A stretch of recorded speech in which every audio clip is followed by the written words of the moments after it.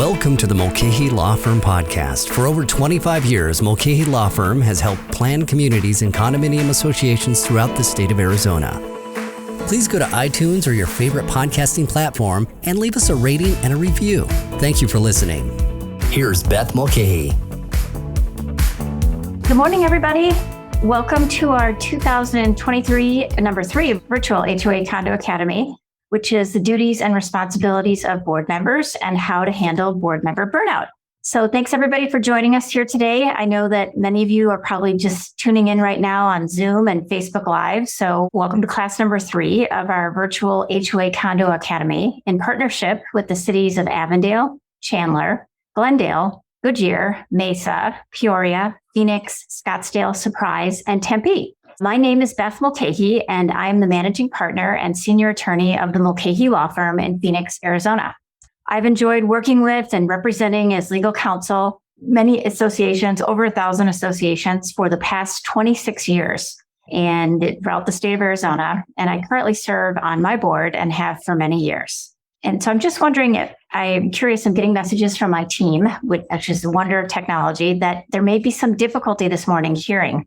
And so if anybody's having difficulty hearing, can you place it in the Zoom group chat under the question and answers? Or if you are joining us on Facebook Live, just put it in the comments section and we'll make any adjustments that are needed.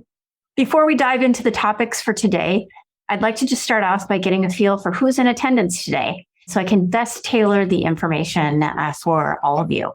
So we're going to be launching 2 polls right now at the same time. And the first poll is going to be, and for those of you who are joining us on Facebook Live, all I'd like you to do is just answer in the comments section on Facebook Live, what your answers are. So the 2 polls are, number 1, which city do you live in, or which city do you reside in when you're in Arizona? And then number 2, let us know your current role on the board. Are you a board member? Are you an interested homeowner? Are you a manager or other? And while we're getting those poll results from all of you, and we appreciate your participation, because I want to do a good job on the seminar today and make sure that I tailor it to who the audience is, let's just take a brief sidebar and talk a little bit about what our topics are for today. In today's class, we're going to be talking about the Arizona legislature's HOA and condo bills that have been introduced in 2023. I'm going to give you a very brief overview of that. I'm also going to talk about FDIC-insured banks in light of the banking crisis that we saw about a week ago, Silicon Valley Bank and a few other banks. We're going to talk a little bit about what's important for associations to know about FDIC insurance. Then we're going to go in and talk about the duties and responsibilities of board members and how to best handle board member burnout. I can tell you, I was just reelected to my board in December, and I'm feeling the burn a little bit too. So I'm giving you some suggestions on how you can stay fresh and engaged as a board member if you're starting to get a little tired. So we'll finish up the class with that. And as always, at the end of the class, we'll have our free question and answer. And I encourage you to submit questions via the Q&A box or on Zoom or in the comment section on Facebook Live throughout the presentation, because I answer the questions in the same order that they come in, and you'll be able to have your questions answered earlier in the Q&A portion. So we encourage you to submit those questions throughout the presentation. But we do ask that you limit it to 1 question per person, please. And we also ask that you're really specific in your question. Because of the live virtual platform that we're doing, it's very difficult for me to ask a clarifying question if I don't understand the question. So be really to the point and be specific about what you'd like me to answer in your question. Okay, let's see who is in attendance today. Hopefully we've got our poll results coming back up here very soon. Okay, it looks like we have, for which city are present, we have Chandler is 4%, Glendale 13%, Goodyear, 2%, Mesa, 21%, Peoria, 6%, Phoenix, 28%, Scottsdale, 21%, and Tempe, 4%. So welcome to all of you. In terms of who's here today, we have 74% of you are board members, 11% are managers, and 11% are interested homeowners, and then 4% fall in the other category. So we have a really high representation here today from 3 different cities for sure, Mesa, Phoenix, and Scottsdale, and a good representation from Glendale and a few other smaller cities too. So that's great. And lots of board members, managers, and homeowners, with the majority being with the board members. So welcome all of you. We're going to have a great class today. Okay, so what we're going to start with as the first topic is that the Arizona legislature is in session, and they've been in session since the second week in January. And there were 18 bills that have been introduced so far in 2023, which is a large number, which is kind of expected because we've had a quiet year for HOA bills in 2020 and 21. Last year, there were a lot of bills introduced, but not that many actually that ultimately passed. So having 18 bills this year is a lot. It's on a variety of topics that we've seen this bill, a lot of flag bills on home-based businesses, short-term rentals, solar panels and water devices, annual meetings, indemnification of board members, requests to review books and records of the association, insurance, parking on streets, referendums, and of course, political activities. Of all those 18 bills that have been introduced this year, there's really only 6 that seem to be moving in the direction of actually having a possibility of passing this year. So I want to just talk very, very briefly about these 6 bills. The first bill would make it so an association cannot ban any historic version of the American flag, which would include the Betsy Ross flag. Kind of an unusual bill, right? I mean, I'm kind of surprised that that's something that's charging forward this year, but nonetheless, that's one of the 6 bills. Another bill that we're watching is a bill on home-based businesses. And this bill would make a home-based business shall be allowed as a use by right if the home-based business does not supersede any sort of deed restriction, covenant, or agreement restricting the use of the land. It cannot also violate the master deed or any other documents pertaining to the association. Also, a county cannot prohibit a no-impact home-based business or require a person to apply for, register, or obtain a permit, license, or variance to have a no-impact home-based business. And I think this bill is a reflection of what's going on in our country. A lot of people are now working from home. And I think it's important that the legislature feels it's important that this be clarified by this law. The next bill deals with condominiums and insurance coverage and claims. And this would require the association to maintain insurance on common elements and the units. It would give each owner the right to report a loss under the association's insurance policy, which, is different than typically how it's handled now. The association typically makes the claim on the association's policy. And it just goes on to make some additional changes on the insurance. I'm not going to go into all of them because there's a lot, but we have a summary that we're going to be sharing with you shortly here. Another bill talks about public roadways in a planned community. This is just kind of a correction. An additional language regarding a correction bill that was passed several years ago. And basically it talks about whether or not the association can regulate on-street parking. And if this bill passes, there's going to be an affirmative responsibility for associations to have a vote of the membership on whether the association should still be able to regulate parking on a public roadway. Because many associations have public streets, and the association can regulate parking on those public streets. And so this is just kind of a fine tune on that. The next bill talks about political activity, and this bill would prevent an association from restricting an owner from conducting door-to-door political activity, including solicitations of support or opposition regarding candidates or ballot issues. And it also would prohibit and may not prohibit an owner from circulating political petitions. So basically just kind of opening the floodgates to allow owners to go door to door for political activity. And also we can't prohibit an owner from circulating political petitions. The next bill talks about meetings in a homeowners association, and this is just a technical correction bill. It just would change it to be the board or the owner shall provide written notice of a meeting. And it also changes the secretary to secretary or representative designated by the owners, which could be like the management company. So basically, we've got these 6 bills that we're kind of closely watching. We have a great summary of these 6 bills if you want to take a deeper dive. And we're going to be sharing our 2023 legislative summary with you shortly here on Zoom and Facebook Live. just so you know, each week that the legislature in Arizona is in session, our firm posts an updated summary of the pending HOA and condo bills that are moving through the legislature. And you can find that summary on the homepage of our firm's webpage at mulcahylawfirm.com. And that's updated every week with what's happening in the legislature. So basically the roadmap for the legislature now for the next few months is going to be that, we're watching carefully what's going to happen with the state of Arizona's budget, because typically once that budget is passed, it's a 50-yard dash to get the rest of the bills into final form and either passed or, held or declined to be accepted. And so last year, the legislature went right till the final date, right before the 4th of July, at the end of June. I don't think that's going to happen this year because we've already seen some pretty deep budget discussions. And we've already seen our new governor, who has been very active in making her feelings known by vetoing bills. So I think if I had to guess, I think we'll probably see the legislature close down before Memorial Day this year, but we'll have to wait and see.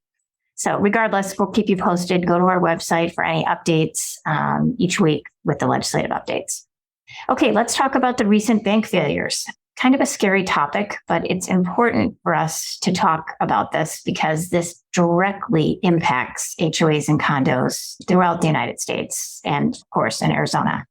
So I'm sure most of us were watching the news and saw that Silicon Valley Bank and Signature Bank were taken over by federal regulators in the past few weeks. And this is troubling really to all industries who have money held in United States banking institutions. And so I think this raises really important questions, and it's a good time for just a reminder and a refresher about what are best practices for associations, funds, and what types of things you should have in place to keep your bank, the money that you have in your banks or in CDs safe.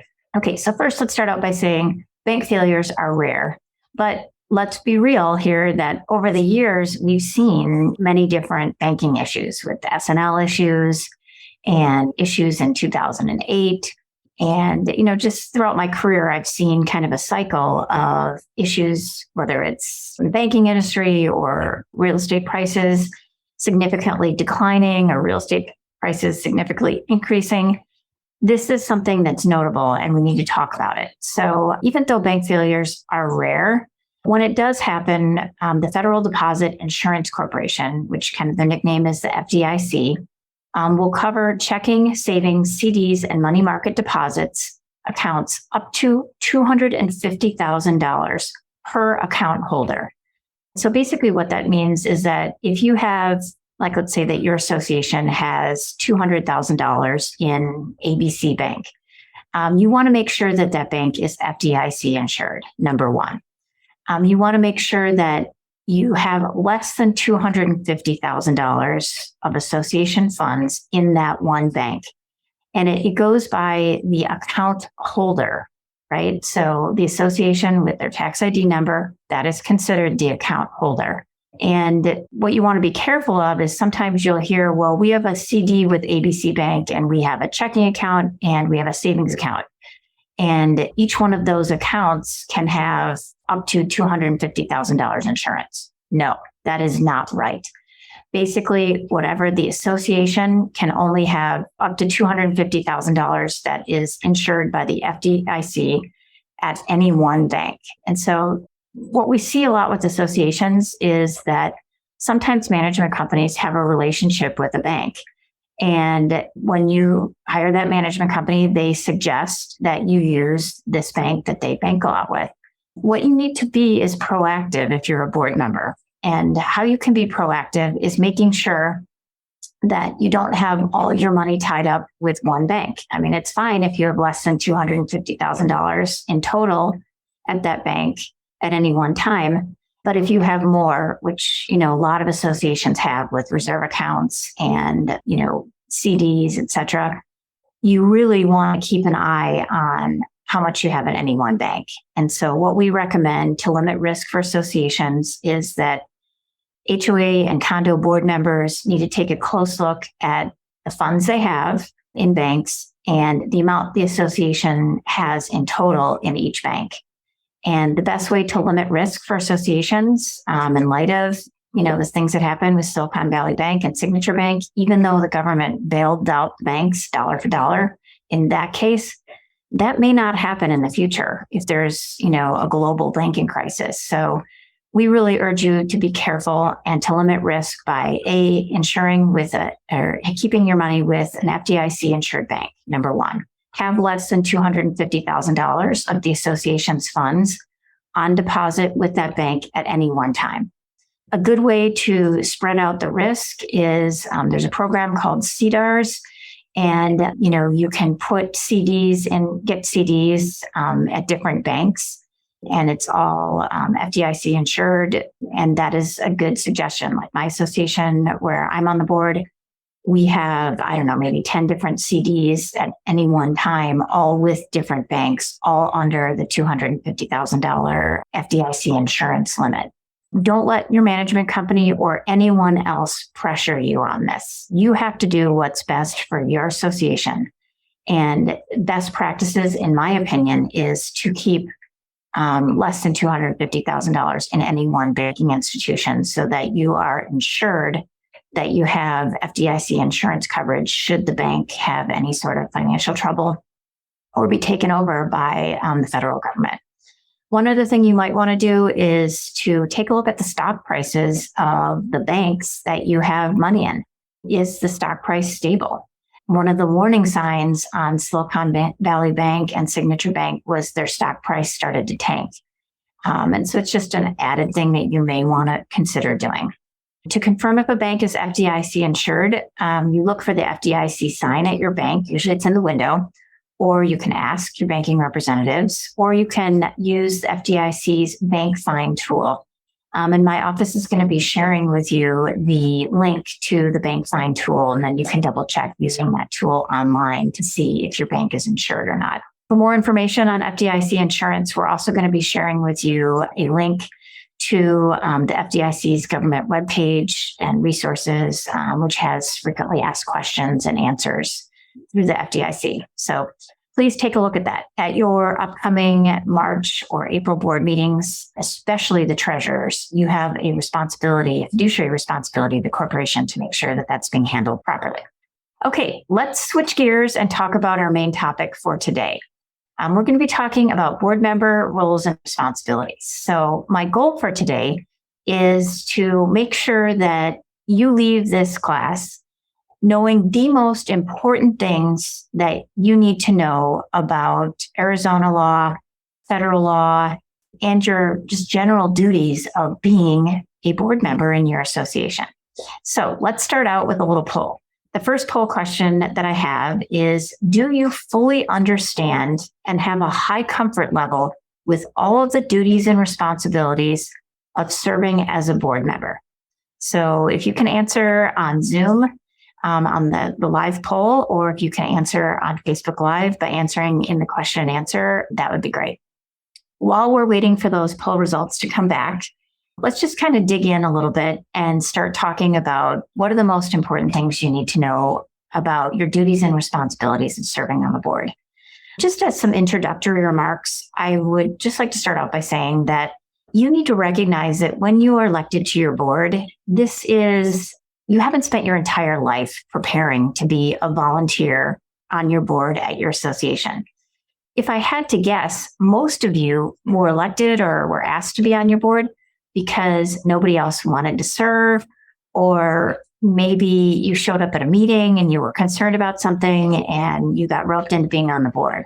And so it's not in most cases, we find that board members come into serving on the board and they quickly realize that this is a lot more than I thought it was going to be. We have to deal with homeowner complaints. We have to maintain the common areas. We have to oversee the financials. We have to manage our manager, work with the management company to make sure that all of the responsibilities that we have are being accomplished in a timely manner. And it's a big job. And the longer you're on the board, sometimes the more you realize how many additional responsibilities there are. So kind of interesting. We got the poll results back. Let's start with that. 58% of you say that you feel you understand and have a high comfort level with the duties and responsibilities of being on the board. 36% say no, and 6% aren't sure. So we have a good representation. I'm wondering if the 58% have been listening in on our seminars over the years, and that's why they have, a high comfort level. I hope so, because, one of our, main objectives, one of my main objectives and the main objectives of our firm is to provide free education so that board members do have a high comfort level and understand and follow the law. So that's great to hear. Okay, let's talk first about what it's like to serve on the board. So first, remember that even though you're a volunteer and it's an unpaid job being on the board, your owners and members look to the board to provide caring leadership and service that makes living in their community association desirable. And we can't forget that the board of directors is overseeing what might be one of the largest assets that any owner has in their lives, their home. And because of that, we have to treat this as a business, and we have to make good decisions and follow the law, follow the association's documents, and conduct ourselves in a professional and business-like manner when we're serving on the board. And so let's just dig right into what are the general responsibilities for the board. The first thing that I would say is the first thing you want to do is play, a participatory role. So if you are elected to your board or appointed to your board, you need to show up at meetings. You need to be on time. You need to come to the meetings prepared. Typically, a management company will provide you with a board packet a few days before the meeting. You should do a quick spin through the board packet the night before the meeting. I do that. Some months I spend more time, like an hour, or maybe even 2 hours. But most times when there, isn't something that's really a big issue, I'll spend 15 or 20 minutes. I just page through it quickly so I get the feel for what the meeting's going to be about, what we're going to be asked to vote on, make sure that we didn't forget anything that I want to have added to the agenda, and look through last month's meeting minutes, do my pre-read on that. So when that comes up at the meeting, I have already read it and I'm ready to vote or to make comments for any changes on last month's meeting minutes. The second thing that you need to do when you're serving on your board, and a good time to do it is usually right when you're reelected or when you're appointed, is to read through, understand, and be in compliance with your association's governing documents. So what those documents are the CC&Rs, the bylaws, the articles of incorporation, the rules, the architectural guidelines, if your association has any. And this is not like a 5-hour read. No, this is like a 10 to 15 minute read. Just page through the documents and have a general awareness of what's in what documents. So just briefly, the CC&Rs are the use restrictions. It's the obligation to pay assessments. It's insurance requirements, basically the nuts and bolts of what you can and can't do in your association, what the obligations of the owners are, what the obligations of the association are, how you can use your property or not use your property. The bylaws are going to be how to run the board. When is your annual meeting? How many board members are there? The officer election, how do you elect officers? And what month your annual meeting is, that type of thing. The rules are going to be just general conduct on the common areas. They can never conflict with the other documents. The architectural guidelines are going to give us guidelines on how the property, should appear and what's acceptable and not acceptable, what will be approved or not approved by the architectural committee when reviewing applications. So in brief, kind of the two things that we've talked about is you have to participate, be engaged, and you have to do your homework, so to speak. So every month, read those board packets, and at least once a year, do a quick spin through all of the association's documents. Okay, the next thing that we're going to talk about is fiduciary duty and responsibility to the corporation. So just in summary, this is probably the most important thing I'm going to say here today. So everybody should have their antennas up.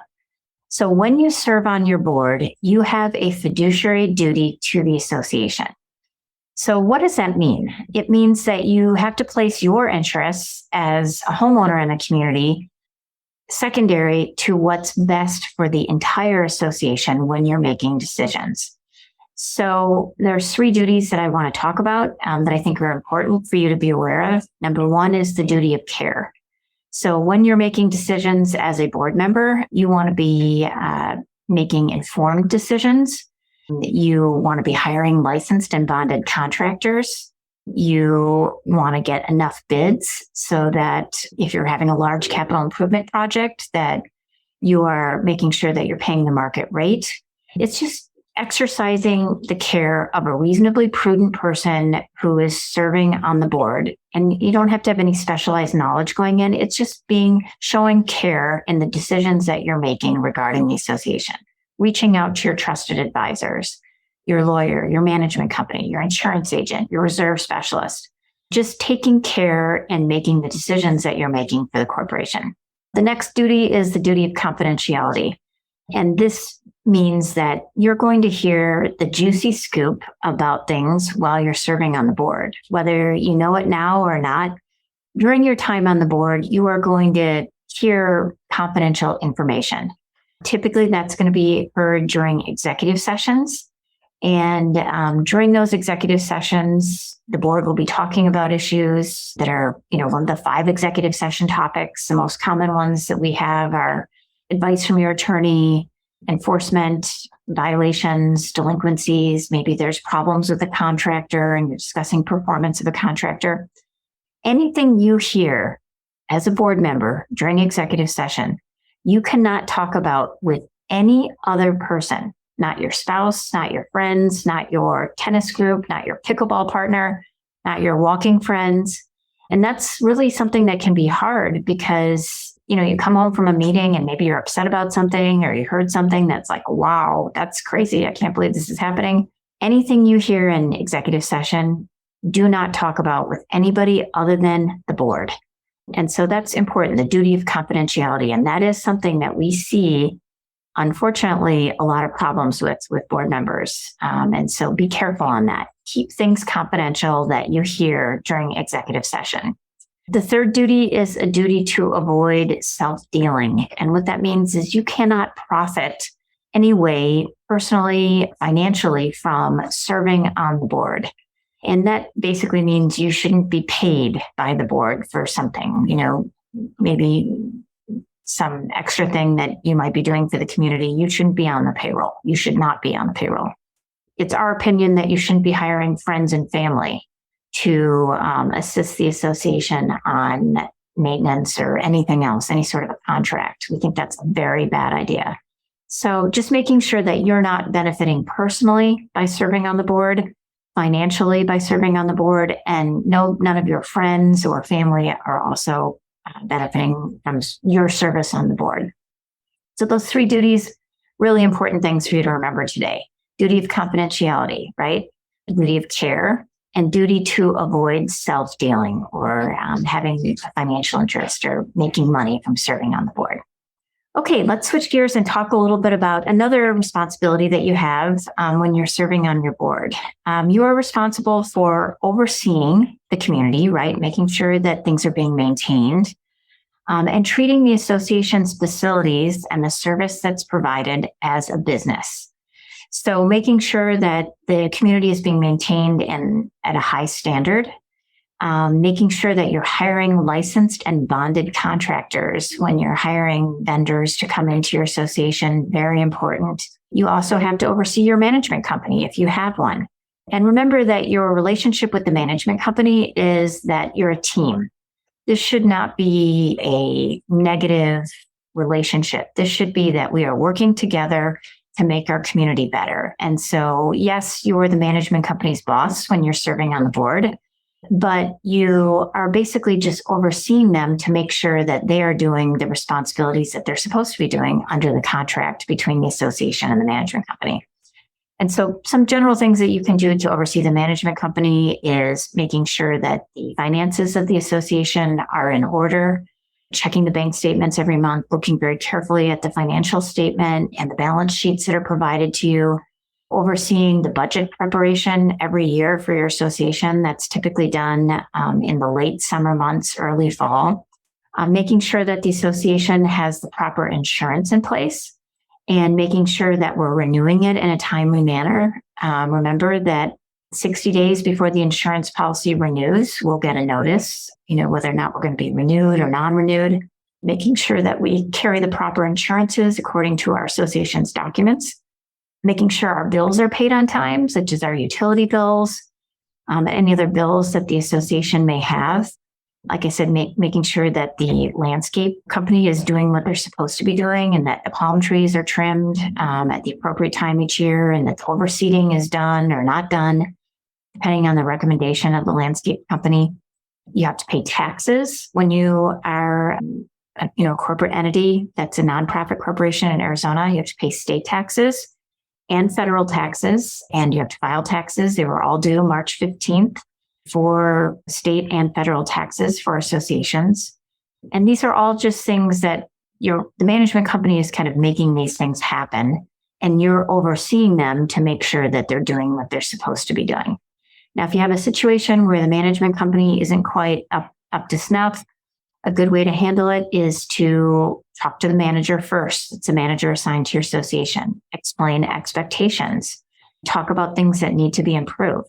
If you don't see improvement after you have the talk with the manager, then you need to go higher up in the management company and talk to maybe a regional manager or the manager of managers, or maybe even the CEO of the company, depending on how large the company is.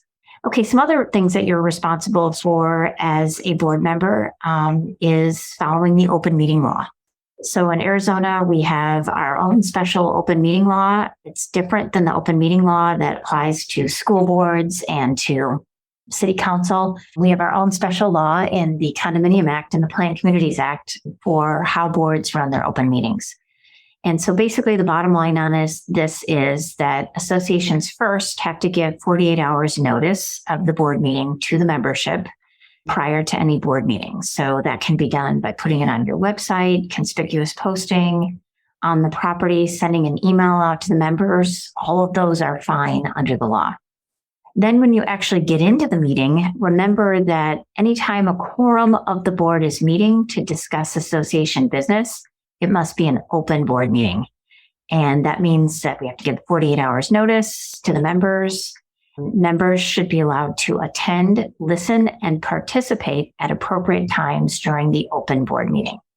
And appropriate time for members to be able to talk would be, some boards have what we call a homeowner forum at the beginning of the meeting and let members talk during that time period, maybe for a minute each to air grievances or give praise to the board for what a great job you're doing.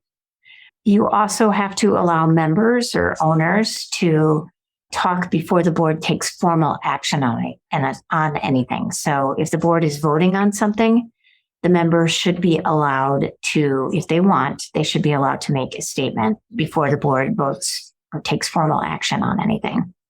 Just remember that we have a special open meeting law for Arizona. We have a cheat sheet on this exact topic. I think 2 cheat sheets that you can find on our webpage if you want to do a deep dive and you want to better understand the open meeting law. You can find that on our webpage at mulcahylawfirm.com.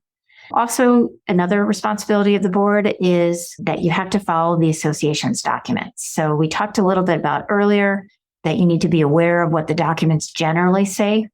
You also need to follow what the documents say on, use restrictions for the property, making sure that owners aren't making architectural changes without getting approval of the architectural committee or the board, overseeing the management company, if you have one, to make sure that owners are paying assessments in a timely manner, because assessment income is what funds the association. So we want to make sure that we don't have a high delinquency problem of owners who aren't paying their assessments in a timely manner. You also have to, be aware of what the bylaws say, and hopefully the management company is guiding you, but how many board members you should have and follow that, and when our annual meeting is, and you need to follow that. And, when there are violations, there should be like a violation report that's provided to you by your management company. And then the board will need to make decisions on how we handle these violations of the CC&Rs. Speaking of violations, kind of a good segue into the next topic is that you need to be aware that if you want to fine an owner for a violation that you have to give notice of the violation and an opportunity to be heard before you levy the fine against the owner. And that's something that sometimes new boards, they say, oh, we have the right to fine an owner for, making a change to their property without getting architectural approval. Levy that fine right now. Send a letter and give them a $50 fine. Well, you can't do that under Arizona law. You have to set it up with two different letters. So the first letter is giving them notice of the violation and an opportunity to be heard, and mentioning that a fine could be levied against them. You have to wait for them to do the opportunity to be heard. So typically boards will put in the letter that owners can write back, send an email or a letter to the board, and then the board makes a decision to actually fine the owner after they see the owner's response or not fine the owner. And then if they are fined, a letter goes out saying you've been fined this amount. So it's a setup procedure to do fines in an association. Okay, let's talk about another right of association members. Just so I make sure you're not sleeping, I'm going to do a quick little poll here and find out. We're going to talk about records requests next. So the question that I have for you in our poll is, in the past year, has an owner in your association requested to review, inspect, or copy the association's books and records? And so just curious, anybody asking to see records? Just so quick primer on this as I'm waiting for the poll results to come in is that as a board, as an association, whether you're HOA or condo, we have the requirement to comply with an association member's request to review the books and records of the association. And basically how it works is that owners are allowed to see basically anything in the books and records of the association. There's few exceptions that they can't see. But just as a general principle, owners, members of the association, have a right to see almost every document that belongs to the association. There are some exceptions, which would be like advice from your attorney, or if we're involved in litigation. As an association, they can't see anything regarding the litigation. They also can't see any personal information about an owner, which might include like their email or their cell phone numbers. But generally speaking, there's a lot that owners can request.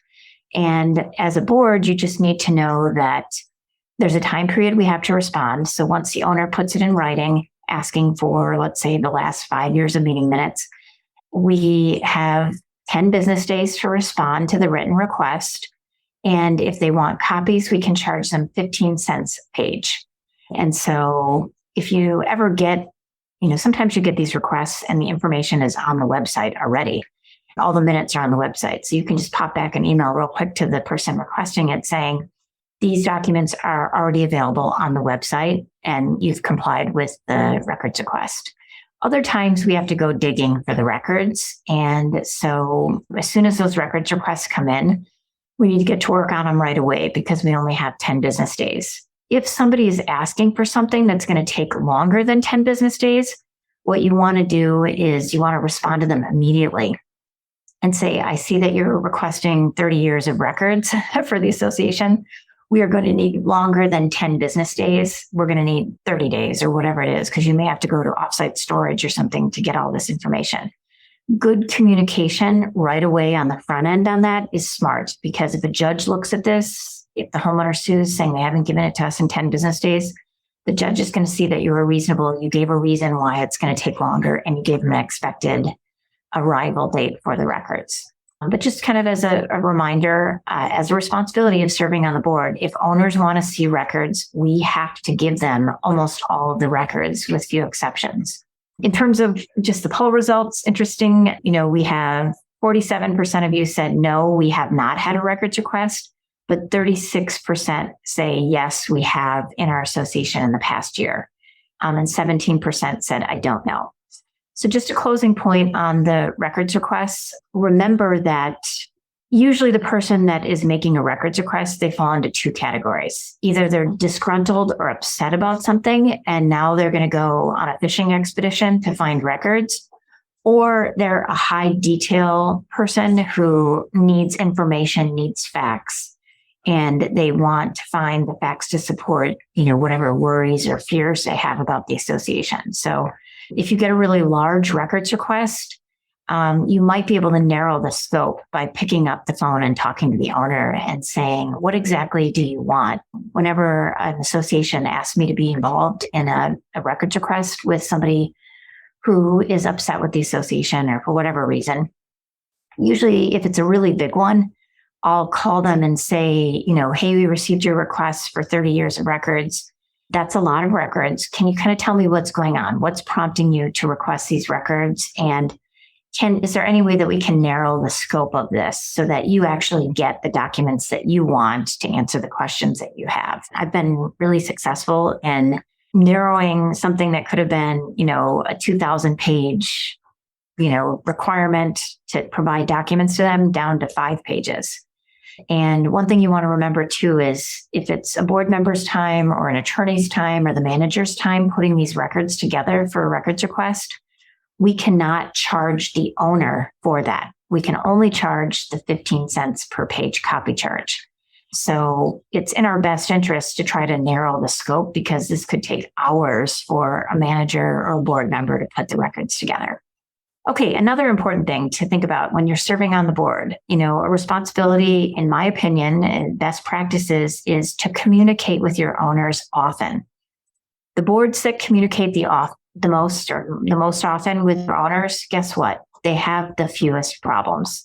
So how do you communicate with your owners? Send out newsletters, have a bulletin board, post information on it, have a website with your meeting minutes there so anybody can go and see them at any time.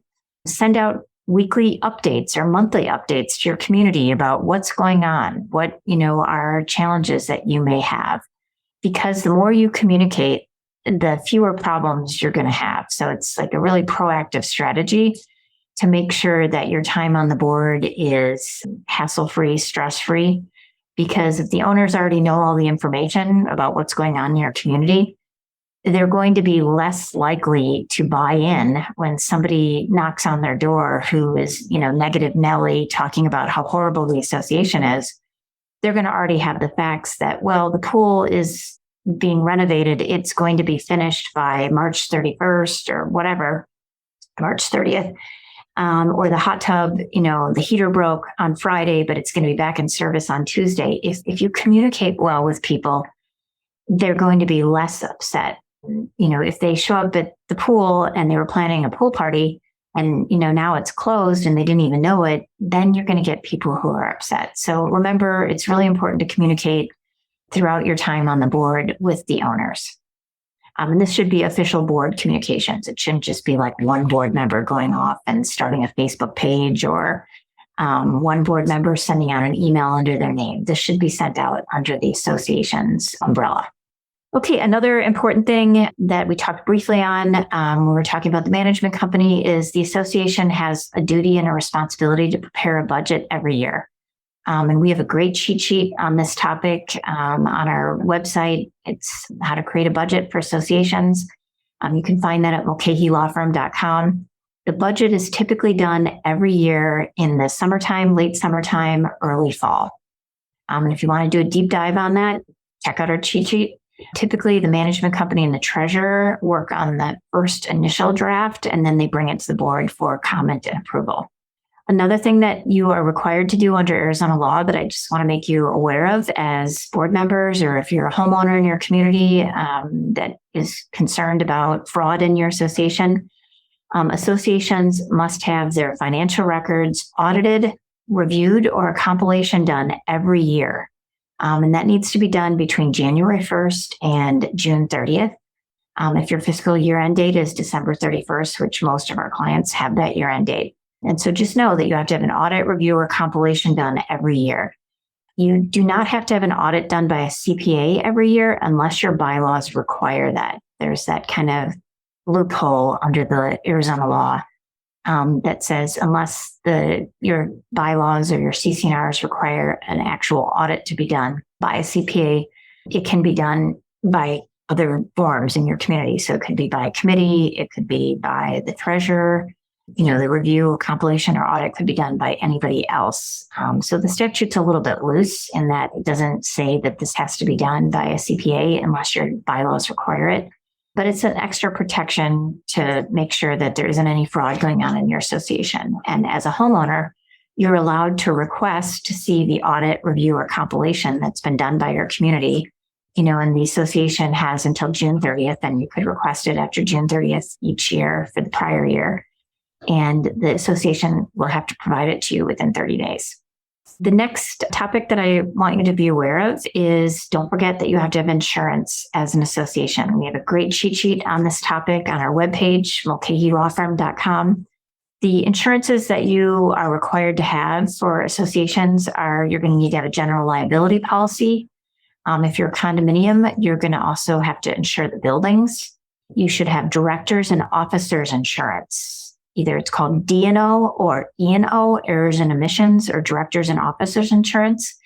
And that protects the board in the event that you are sued as a board member for any decisions that you make, that the association's insurance company will step in and defend you.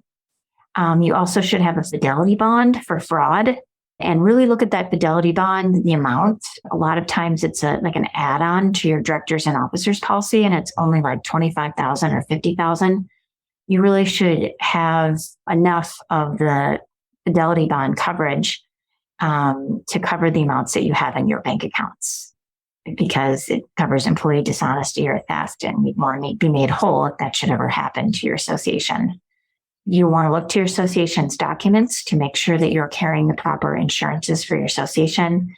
If you have any employees, you're going to need to carry workers' compensation insurance. And just double check your association's documents again to see if there's any other special requirements for insurances. Also, another thing I want to talk to you about having a dream team. So every association should have a dream team of professionals that they work with to help them make good decisions. So dream team typically starts out with, if you have a management company, making sure that you are hiring one that you are happy with, that they're doing their job, that they give you good advice. You want to have an insurance agent that you know. So you want to have some sort of a relationship with them, either have a phone call with them annually, invite them to a board meeting, invite them to a Zoom meeting. And the reason why it's important to know your insurance agent is because when there's an insurance claim, you don't want to be 1-800. You don't want them to put you off to a 1-800 number to make the claim. You want to contact your insurance agent if it's on a weekend or nighttime, which is when usually these insurance claims come to fruition, and you want them to answer the call and help you process the claim. So dream team member, having an insurance agent that you know, working with an attorney that is familiar with and specializes with community association law, representing condominiums and homeowners associations. You want a specialist on this, and making sure that that attorney is on your side and, not in cahoots with the management company. You want an independent attorney that specializes in this area to be giving you the best advice. And my goal as an attorney working with associations is to keep you out of trouble. I don't want you getting sued. I don't want you having to go in front of the Attorney General's office for a fair housing complaint under federal law. I don't want you being a named party with the Arizona Department of Real Estate for violations of your association's documents or state law. And so my goal is to keep you out of trouble. And so as your dream team member, I'm practicing preventative legal with you. I want you to reach out to me and talk to me about problems early before they escalate into World War III, and it's going to cost a fortune to correct. So another important dream team member is your attorney. Another important person on your dream team, a reserve company with a reserve specialist who can advise you on how much money you should have in your reserve account. And that reserve company should come out to your property and walk the property. They're saying now that reserve studies should be updated once every 3, 4, 5 years. And so having that specialist come out to your property, walk the property, creating the reserve study for you, explaining to you how to read the reserve study and how much money you should be putting away so that you have enough money to make large capital improvements in your association in the future. It's a planning tool, and it's what the smartest and the most successful associations have a reserve specialist, have a reserve study that you've done, and follow that reserve study so that when that pool needs to be replastered and it's going to be an $11,000 bill, you already have the money in your reserve account and you can do it the year that it needs to be done. You don't have to have a special assessment. You don't go, instead of having it being done in 11 years, you don't go to the 15th year when the county comes in and shutting you down because you haven't done it. It's just good planning, good financial planning, and good strategy so that you repair these long-term capital improvements in your community on time and you're maintaining things in your community. So, these are the professionals that should be on your dream team. And as a board, you need to know these professionals and work with them so that you can make good decisions while you're serving on your board. Another important thing you have to do every year as a board is have an annual meeting. And the annual meeting is your time to shine, to show your community. These are the accomplishments that we had this year. These are some of the problems that we have and that we might be facing in the future. You elect new board members at your annual meeting.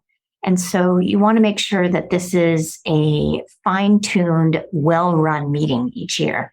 And we have a cheat sheet that can help you with that on our website called How to Have a Successful Annual Meeting. So I would encourage you to take a look at that. There are also some just like technical things that you have to do as a board. And there's just a couple more technical things and then just a general comment that I want to make about serving on the board. So some of the technical things that you need to know about is that every year your association needs to file an annual report with the Corporation Commission. And that is something that you have to do annually. It's a form that you do online. There is no reminder that is given by the state of Arizona for you to file your form. No official reminder that goes to all nonprofit corporations. There's a small fee that you have to pay and you just fill out the form online. Now, why is this important? It's important because if you don't fill out your annual report every year, if you miss filing it for a couple of years, what will happen is you'll lose your corporate status as a nonprofit corporation. And why is that a problem? It's a problem because the nonprofit corporation is a protection around the entire corporation, all the members. And if you're not a nonprofit corporation, the individual owners in the association are liable for the debt of the association.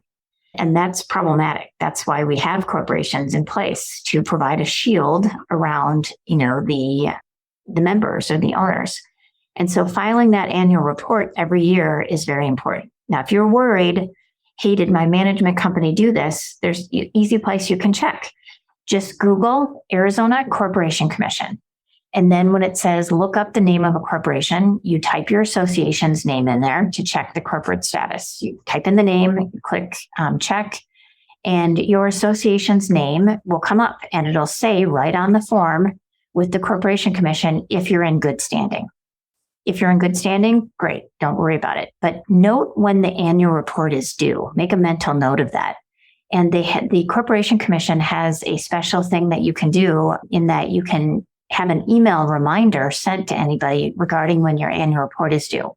Right then and there would be a good time for you to type your email in as a reminder to double check to make sure that your management company is doing this every year.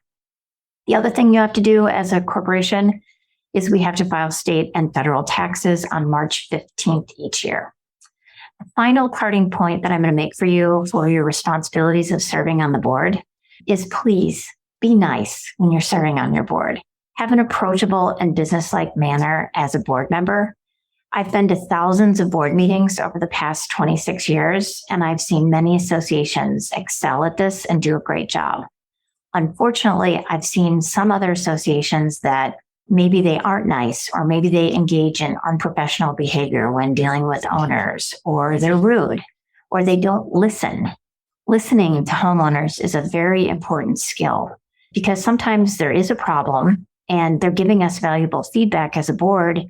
And if we're not listening, they're going to get frustrated and the problem is going to persist. So be nice, have an approachable and business-like manner as a board member.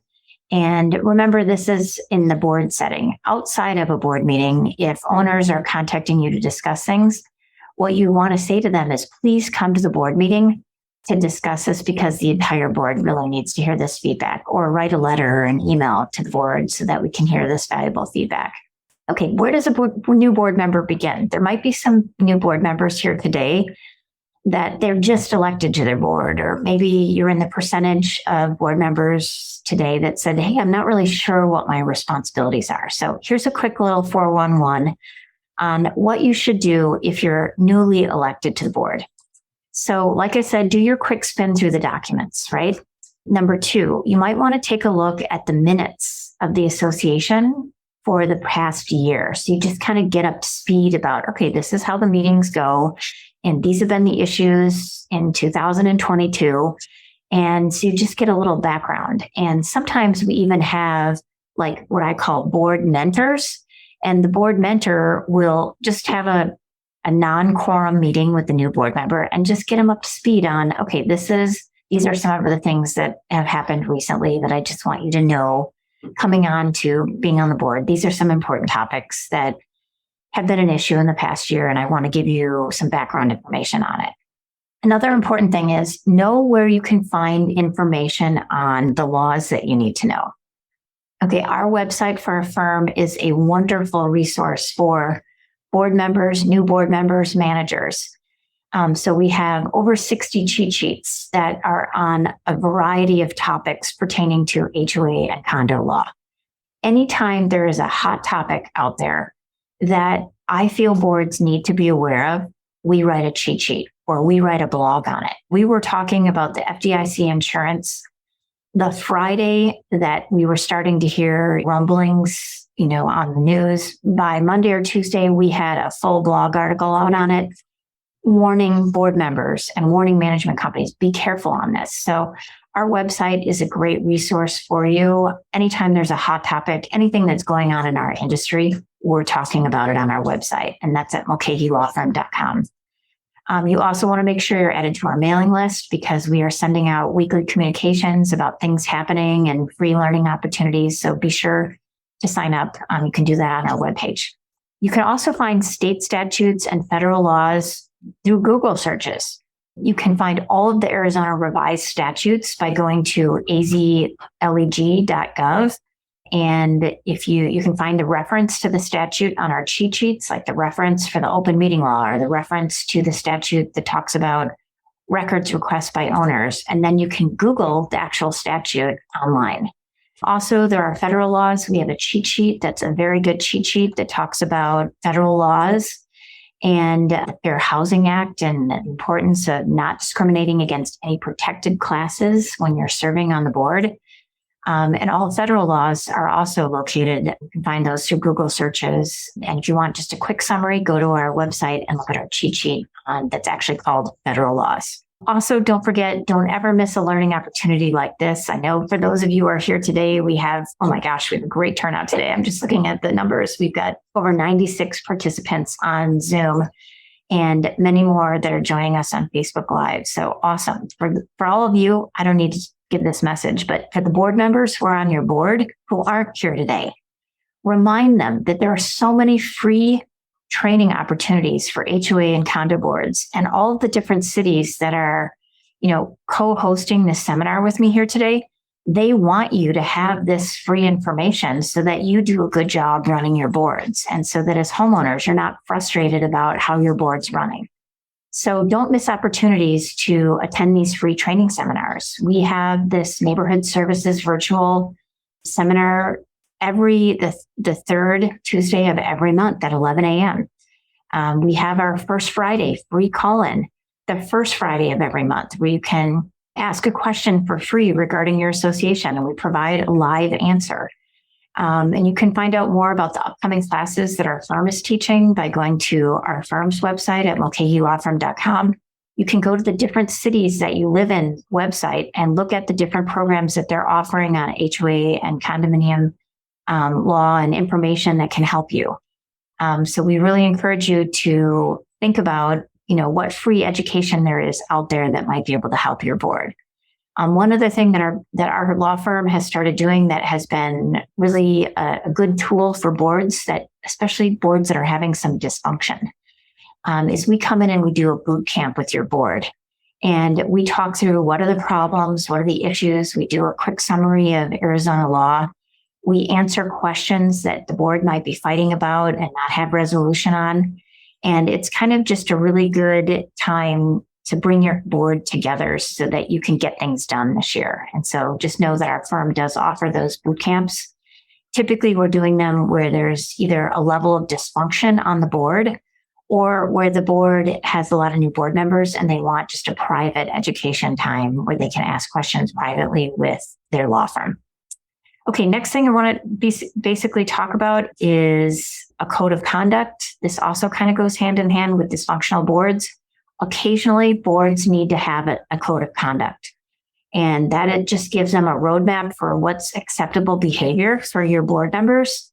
We have a great cheat sheet on this topic. If you're struggling with this, maybe you've got people that have loose lips and they're breaching their confidentiality duties, or maybe your board meetings are a train wreck and you can't run them efficiently. Check out our cheat sheet on the code of conduct and have your board consider adopting a code of conduct. You just need a majority of the board to vote yes to adopt it. And then all the board members would be subject to it. And it covers everything like fiduciary duties and all the different things that your responsibilities that you have as a board member. So I encourage you to take a look at that. Okay, our last topic for today, how to handle board member burnout. Serving on the board is very rewarding. I can say that from personal experience. I've served on my board now at different times for over 14 years. And there are many accomplishments that I look at and I'm proud of. You know, if I'm walking around our neighborhood and I see things and I think I was helpful in getting that pool refurbished or the lagoon redone or whatever the issue is in your communities that you've been active in changing. Better flowers or better landscaping. Our landscaping's looking better. Our association is now fiscally responsible because I am overseeing things on our board. But that being said, I would be lying to you if I didn't tell you that serving on the board also can be a major hassle at times. And a lot of people aren't honest about that, Frank, but I will tell you, even in a highly functioning board where things are going really well, there are times where I get upset about things that either aren't being handled properly or maybe we have a difficult owner. So there are times where it's not a pleasant experience, frankly. It's a hassle. And that can wear on people over time. And so what I'd like to do is just take a little bit of time and talk about how can we handle board member burnout? What are some things that we can do so that we don't get to that point of burnout, right? And so a few things, just some strategies. First, let's talk about what does board member burnout look like? Maybe you just have a board member that just stops showing up, right? They just stop coming to board meetings or they stop responding. Maybe you as a board member are feeling upset about things, and you come home from a board meeting and you're upset. Or maybe the board just isn't doing anything. Maybe they stop enforcing the documents. Maybe they don't have an annual meeting anymore, don't have board meetings. That's potentially a sign that the board is totally burned out. Or maybe they know that there are lots of problems and they just never do anything about it. People quitting, board members just saying, I've had enough, I don't want to deal with this anymore. These are all warning signs of what can be, board member burnout. So what are some strategies to implement so that you don't get to this point of board member burnout where you're frustrated and you're upset and you think about quitting all the time? Okay. So what are some things that you can do? Well, first of all, if you don't have a management company in place, think about hiring a management company, because that is a way to take some of the burden off of the board members. Now, if you have a management company and you're still frustrated, then you need to communicate with the management company that your expectations aren't being met. And we already talked about talking with the manager, talk about what your expectations are. We expect that you are going to give us an email every Friday and let us know what happened at the association and what the plan is for the next week. We expect that our insurance is going to be renewed in a timely manner. We expect that you are going to respond to homeowners in a timely manner and not blow off homeowners. And that the manager's not doing it, then escalate it to higher management. If it's still not being fixed, then, maybe it's time to find a new management company. Some other strategies, make sure that you're talking to your trusted advisors. Don't suffer through a problem. If you've got a difficult owner that is driving the board crazy, Reach out to your trusted advisors, ask for advice, talk to your attorney.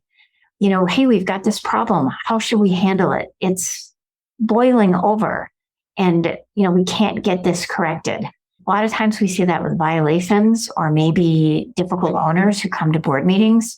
Reach out to your trusted advisors, get us an opinion as to, how this can be handled, or better yet, give that problem to them. Sometimes we see associations that have a really difficult owner. And if you don't have that person in your association, by the way, you're really lucky because almost every association has one really difficult owner. Sometimes you just need to say to that person, we have tried to answer your questions. We have tried to help you, but we're unable to help you. So we are going to transfer you to our attorney now. And all communications need to go through our attorney. And then let me, as your attorney, handle the difficult person. And I can assure you, I'm not going to be their pen pal. And I'm not going to let them, call me 18 times a day. I'm going to set up a protocol, boundaries, and expectations. And if they don't follow it, there will be consequences. We'll write them a cease and desist letter. And so, another strategy, so hiring a management company, reaching out to your trusted advisor to help you with frustrating and difficult problems. Set reasonable goals that the board can accomplish each year. A very common complaint or burnout factor is we never get anything done, right? That's something that I hear that often. We are dealing with dog poo problems and complaining owners and violations and delinquencies and our management company not getting things done that we asked them to do. And we're running in place and I'm frustrated because of it, right? If you're in that situation, what you need to do is as a board, look at the year and be like, okay, it's March. We still have 9 months left of this year.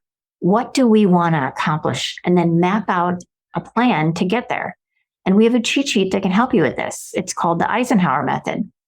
And it helps you prioritize your problems and things that you want to do in your community. So check that out on our website. That's something, it's a proactive way to say, okay, maybe we're trying to bite off too much right now. Here's what we want to do. Here's our goals for the rest of 2023.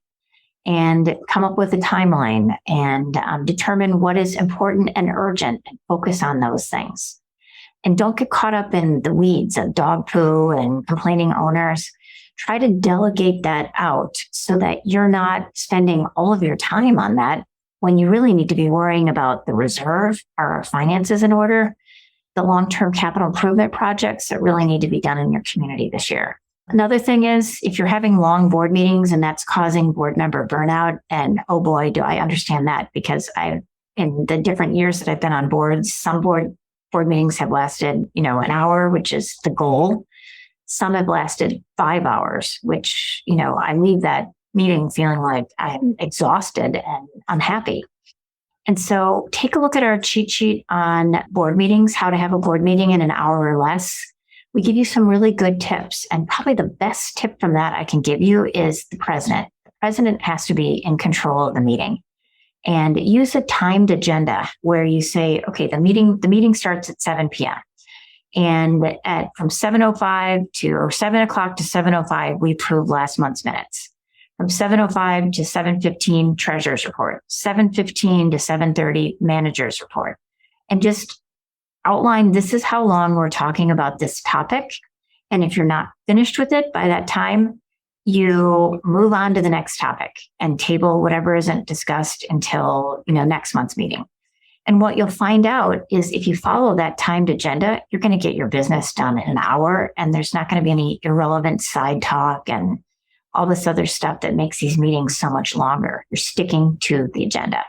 One thing you might want to think about doing is outline board member expectations. So if you have people that aren't showing up for board meetings or, are showing up unprepared, just a reminder to the board, like, hey, there's an expectation that you are going to attend the board meeting. If you can't attend it, let us know and we may reschedule it for a different date so that we're sure to have a quorum.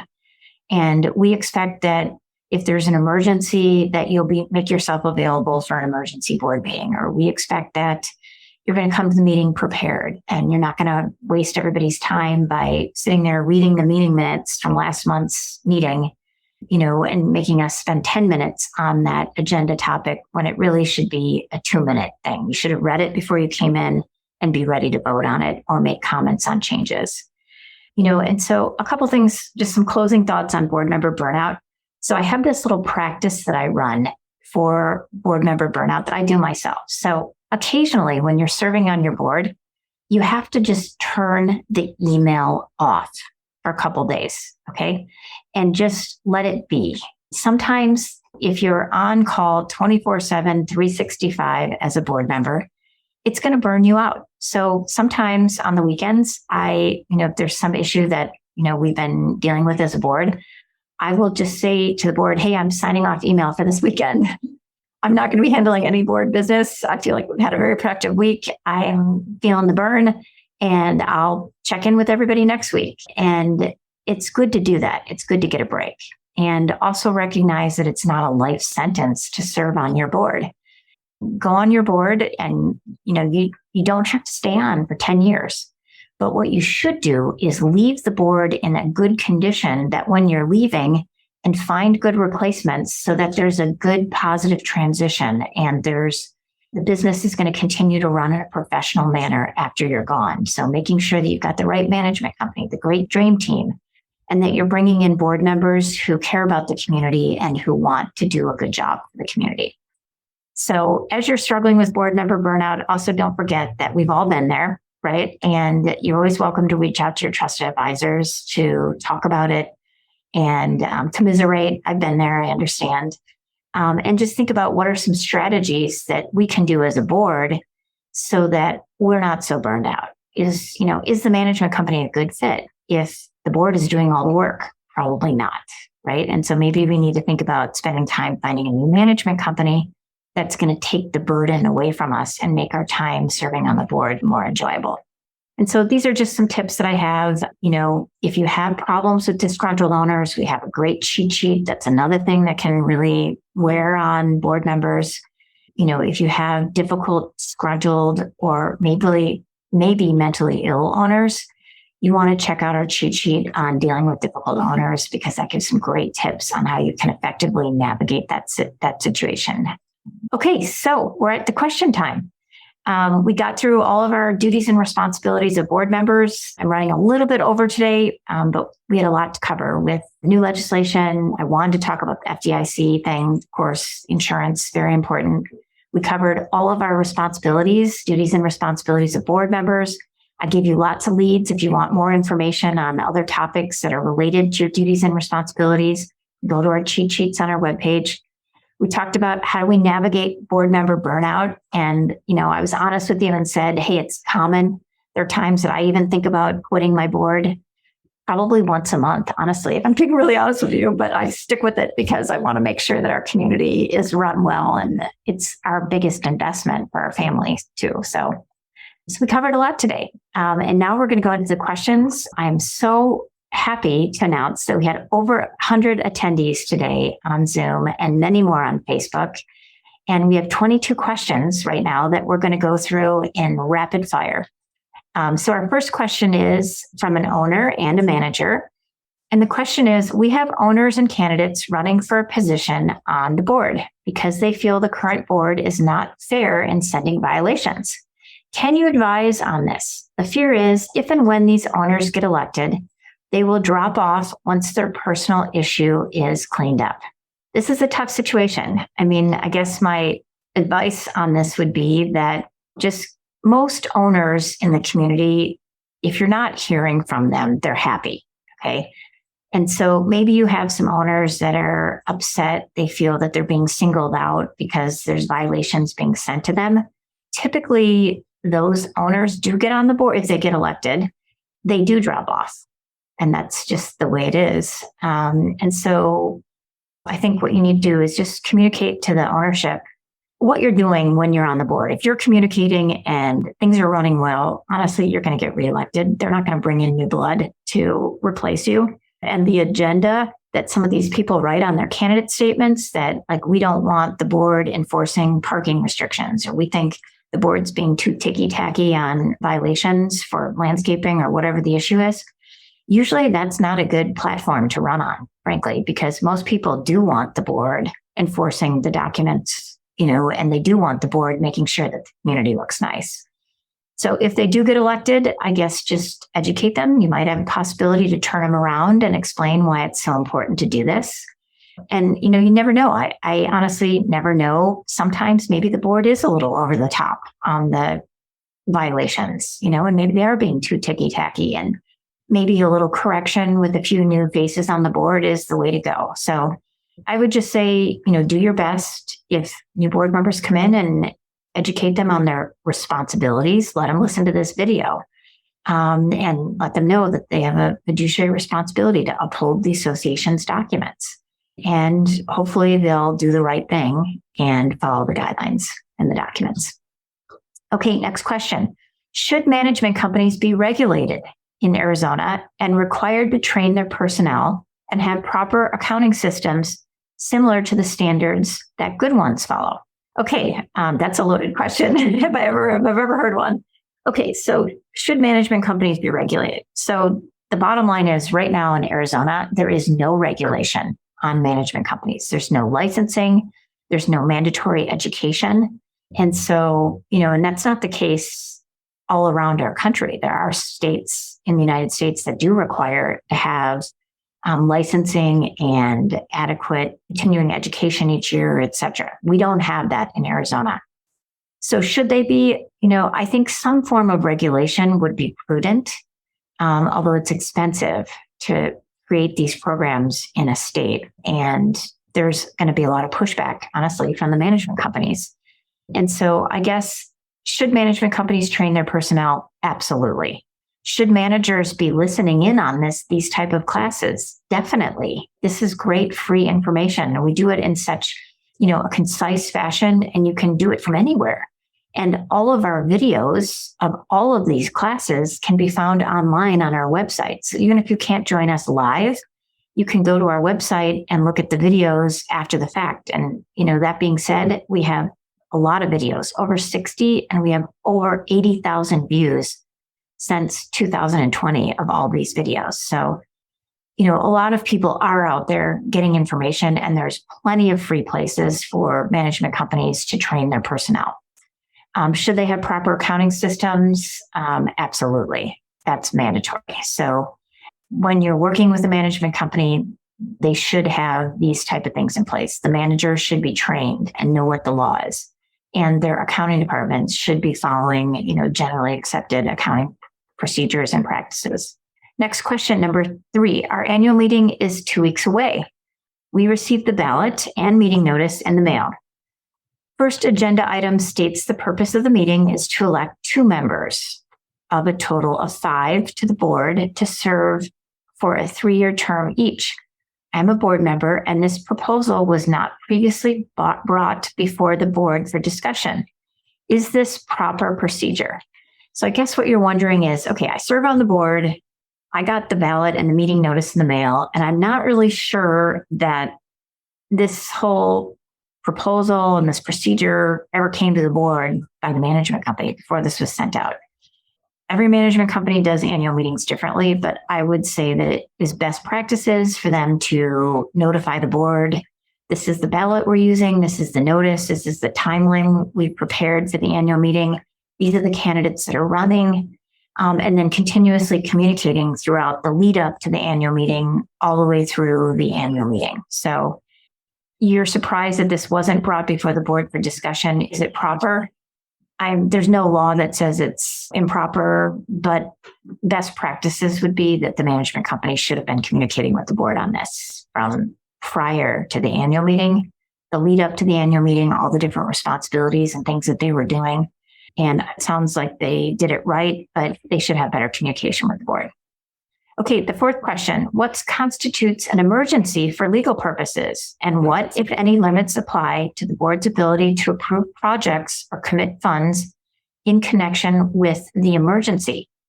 Assume an immediate and effective repair for the emergency can be completed for $15,000, but the board instead opts to undertake a more comprehensive long-term solution at a cost of $150,000. Is the board authorized to exercise this level of emergency discretion, irrespective of bylaw limits to the contrary? Okay, this is I always say this, I have at least one question every time I do one of these Q&As. This is like a bar exam question for people that are taking the bar exam because there's issues everywhere. So let's break it down quick. Boards can have emergency board meetings when they cannot wait 48 hours to make a decision on something. So what constitutes an emergency?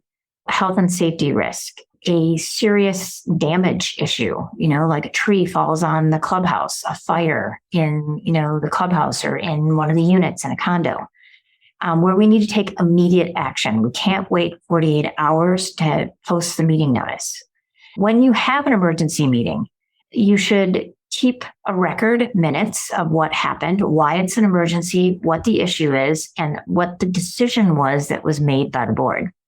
And then at the next regular meeting after the emergency meeting, the board should read into the record what happened at the emergency meeting. And those meeting minutes should be attached to the next regularly scheduled meeting minutes.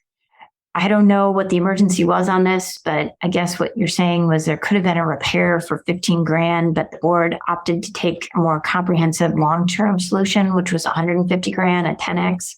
If the bylaws say that the board can't spend X amount of dollars unless they do something, you have to follow that.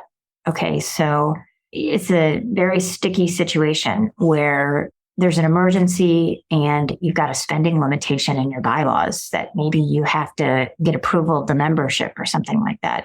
I'd have to look at the bylaws to, weigh in on it and see the 360 view of this whole situation. There could be situations where you may have to go against the bylaws to make the repair to protect the association.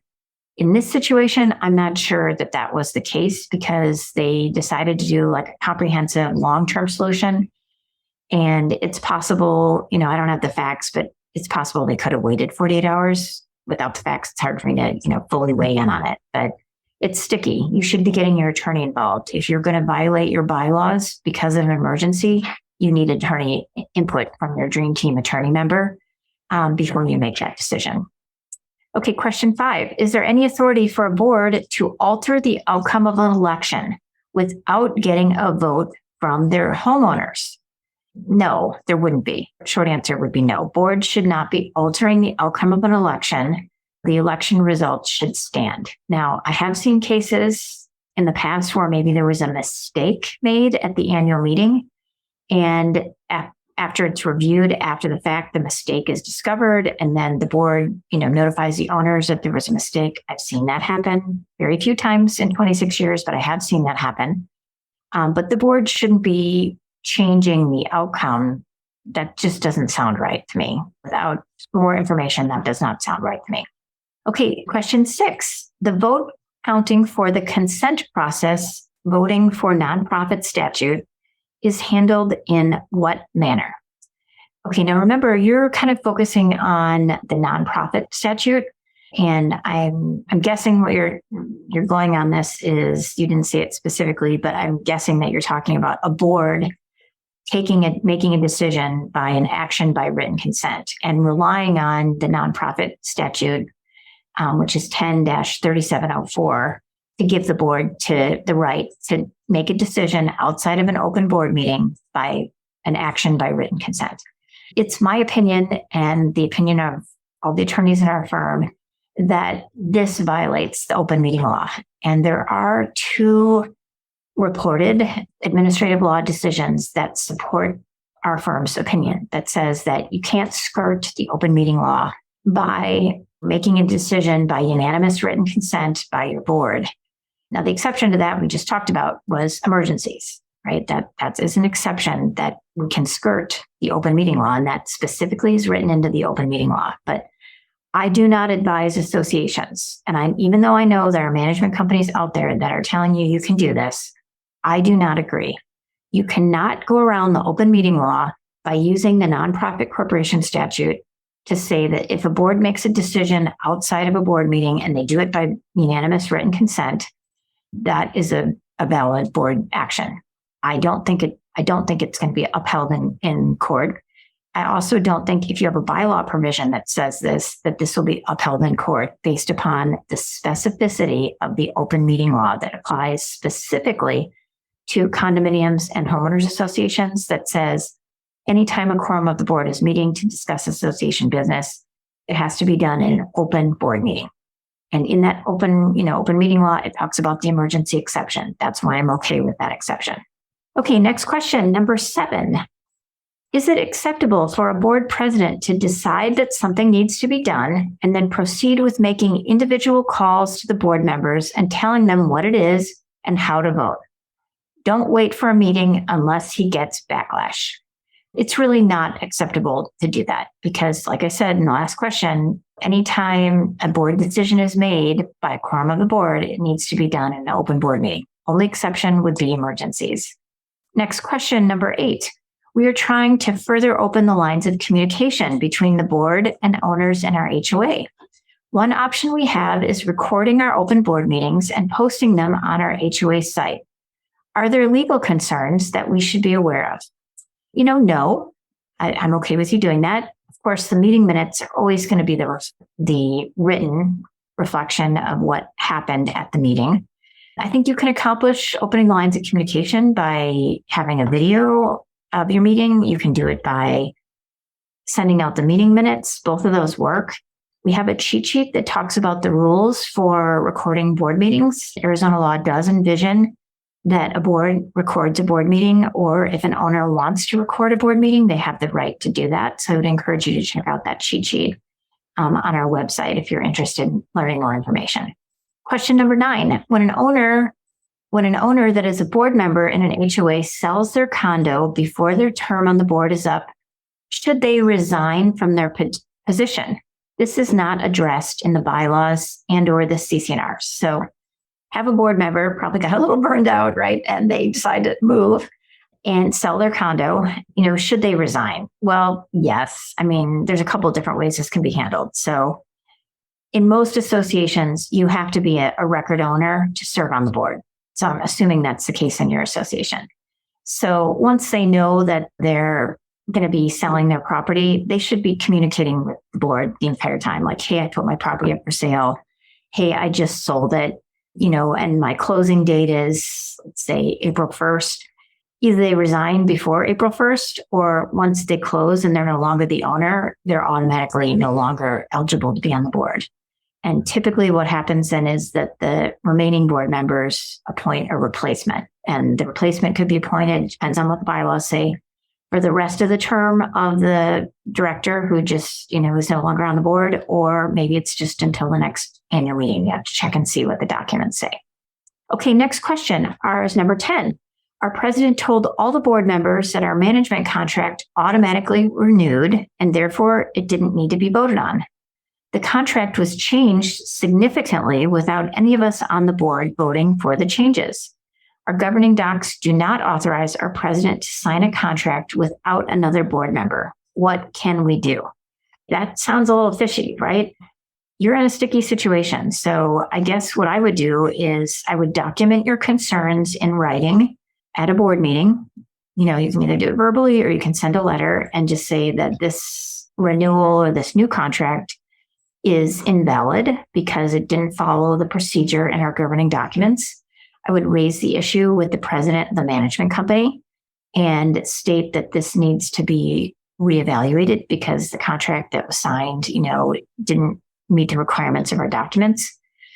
It's possible you could be stuck with the contract because the president had apparent authority and maybe the management company detrimentally relied on that. But you probably need to get your association's attorney involved in that because it doesn't sound right there. What you could do to the president is if you're really unhappy about the president doing this, you could dethrone them from their presidency. In most documents, the majority of the board can oust an officer from their officer title, and then that former president would just be a director at large. That's another option because this is something that should not have happened. Okay, question 11. Is there any movement at the state level to make it easier to amend CC&Rs in HOAs? Ours are very out of date.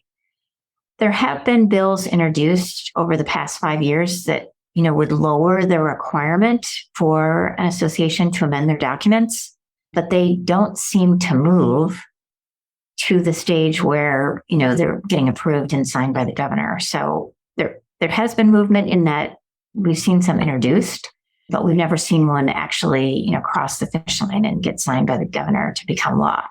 And so if this is an important topic, we need to go to our legislators and ask them to introduce bills that would have like a uniform amendment for all HOAs and condos. And 67% of the members would be a good uniform amendment. And encourage them to introduce those type of bills in the legislature so that we can get those to move forward. Question 12. The pool wall separating the community from a neighboring parking lot is as high as zoning allows. Someone is entering the property by scaling the wall. A suggestion was made to install decorative wrought iron spears on top of the wall as a deterrent. What is the HOA's liability if the person is injured scaling the wall? Okay, this is going to be like a tort type question. It's going to be whether this person is, like a trespasser, and there's a lower standard of care on that. As long as, they're visible and it's not something that is, it's not like something we're hiding that they get up there and now they step on a spear. I mean, if it's visible, they're going to see it, right? A lot of associations do this, frankly. Some have bougainvillea, which has very prickly ends to it around the pool on the outside.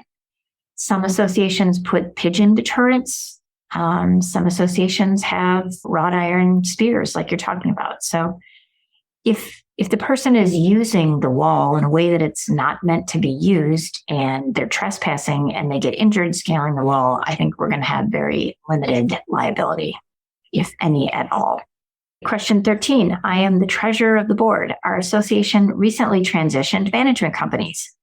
I requested at least one board member approve all expenses. The rest of the board declined this as they felt there were contracted vendors, and this is why we have a management company. In the past, vendors were paid before work was completed. As treasurer, what can I do about this situation? Okay, so new management company's in place. The new management company wants one board member to approve all expenses. The rest of the board declined this as they felt they were contracted vendors. This is why we have a management company. And the past vendors were paid before work was completed. Okay, as treasurer, you have some responsibilities here. I mean, you really do need to oversee the finances of the association. So, you requested actually that one board member approve the expenses. I think no problem. You should go back to the board and say, as treasurer, I have a responsibility to oversee these things. I won't do anything to hold things up, but I want to be consulted before before we pay a contractor for work. Get the support from the board and then tell the management company this is how it's going to be handled going forward. If you can't get the support from the board, then document in writing that you wanted this, that the board refused to give it to you, and there's some liability for the board if they don't have anybody overseeing these expenses. But I don't think the management company should be unchecked and have unlimited authority. I think there needs to be a healthy check and balance in place, and I think what you're proposing is very reasonable. Question 14. Our board wants to amend our CC&Rs to exclude short-term rentals. There's confusion on what percentage of votes is required to the CC&Rs. Our CC&Rs say 75%. One board member says 100%. Another state law says 67%. This is a hard question for me to answer. I've got a cheat sheet on this topic that I think can help you. It's called Amending Association Documents and Implementing Rental Restrictions. So make sure you check that out. We're going to be sharing that with you here on Zoom and Facebook Live. Okay, the bottom line is if you are a condominium, you may need 100% to exclude short-term rentals. If you are a planned community, we need to carefully look at what your documents say on this, because there was a courted decision last year in the Supreme Court of Arizona that talks about whether this type of amendment could be foreseeable or not. It's more likely that you will be able to do it with the lower percentage under 100 if you are an HOA planned community and not a condo. So reach out to your trusted advisors. This is definitely something that you need to talk through with your attorney. Okay, question 15. Our president of our HOA is behaving unethically to other board members and co-owners. Board members acknowledging all of these bad behaviors, but really not doing anything about it. Some examples would be telling the treasurer, you are not going to approve invoices, you are not going to sign contracts, not contacting the property management company. She's saying, I'm the only one, the president. I'm the only one to approve invoices. I'm the only one to sign contracts. I'm the only one to communicate with the management company. And it appears that in the past, you've had a double signature requirement for approvals for expenditures for 22 years. This new president also responded to a co-owner with email and called her a bad word. I'm not going to say what the bad word is, but I can guess because the initial was in the question. What should boards do? Okay, we just kind of talked about this. Dethrone the president. I mean, this obviously is a sign that things are not going well. If the rest of the board is in agreement that the president is not a good fit, which it sounds like, look at your bylaws. Typically, a majority of the board can remove the president from the presidency position. There'll still be a director at large, but you'll take away the title. And hopefully that will get things moving in the right direction. If you don't have the support of a majority of the board, then what you need to do is start documenting your concerns in writing by sending letters to the board, making statements at board meetings, and asking that your statements be included in the minutes about how this behavior is unacceptable. Okay, next question, number 16. Comment, you are absolutely appreciated. Thank you. I really needed to hear that because it's a lot of hard work for our team to put these classes together. So I appreciate you saying that. And I'm especially appreciative of Morgan and Calista on my team who do all the background work to get ready for these classes, and they do an awesome job. So I appreciate them too.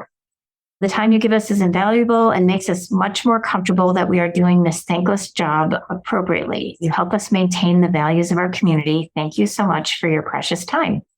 Wow, I don't even know what to say. Thank you. That's a really nice thing to read, especially when I'm getting tired at the end of the question. So good little pump me up. Okay, the next question, number 17. Our property management's concern and complaint form states, this form is not anonymous and your name and address will be disclosed to the property owner you are complaining about. That seems very dangerous and I worry of retaliation. For instance, a backyard structure is being built that violates all guidelines. Can I request to see architectural approvals? Okay, so it is pretty common that a concern and complaint form asks for your name and address. If you are unwilling to do that, you could ask the manager to go out and look at the violation so that they would be the name and address that, witness the complaint. But I think if you're making a complaint, you should be willing to put your name on it. And yes, that is discoverable if the owner asks who complained about me, but I haven't ever seen any dangerous situations in 26 years or retaliation based on this. So I can't get too fired up about it, but you know your neighbor better. Maybe the personality makes you fear that. But if you see a violation, you certainly can anonymously report it to the management company or the board and ask them to look into it. Can you request to see architectural approvals? So yes, as a homeowner, we talked about this a little bit earlier. You have the right to make a records request. You can ask to see any architectural approvals or applications on a particular lot. You absolutely have the right to do that under the records request law in HOAs and condos. Okay, question 18. Can management companies keep the violation open after you've taken care of it? And then if you do it again, they fine you right away? It depends. Most of the time, no, but there are some violations that this could happen. So let's say that you paint your house the wrong color, right? And you go through this whole violation process and then you finally paint it the right color. Okay, that's over. So they're not going to leave that one open.